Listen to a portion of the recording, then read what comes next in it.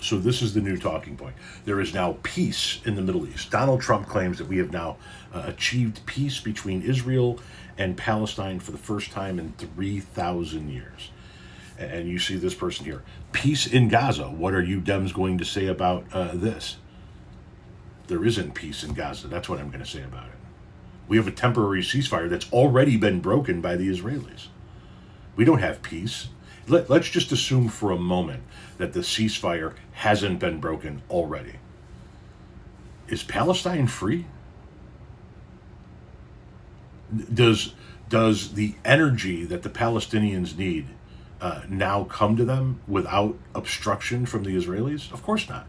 Their energy is still being controlled by an oppressive force. Does the food and water that the Palestinians need to survive come to them without interruption? No, of course not. It's still all controlled by the Israelis. And once again, that peace deal has already been broken. That ceasefire has already been broken by the Israelis. Well, guys, I have bad but unfortunately predictable news, which is that Israel has already violated the ceasefire agreement. They are already going back to the genocide. So just in the past 24 hours, Israel has killed at least 5 Palestinians. That includes a drone strike on Khan Yunis, so direct contravention of what the agreement was. In addition, as part of the ceasefire agreement, they were supposed to allow increased aid deliveries up to the levels that were taking place during the first ceasefire.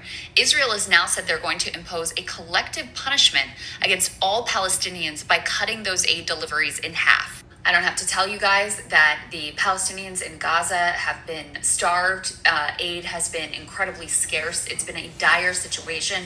So any reduction in aid is an extremely serious and horrible step.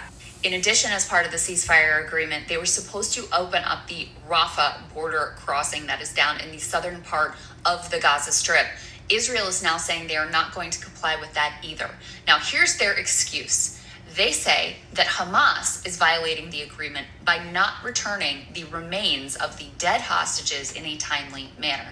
This is a total and complete lie. It was always understood that it would be very difficult to find these remains because they're buried under the rubble and no one knows exactly where they are.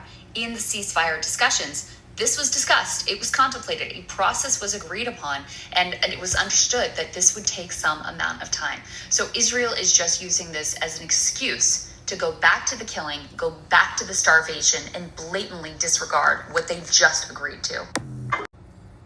So when you come into the comment section and say, peace in Gaza, what are you Dems going to say about this? I say, what peace? Where's the peace?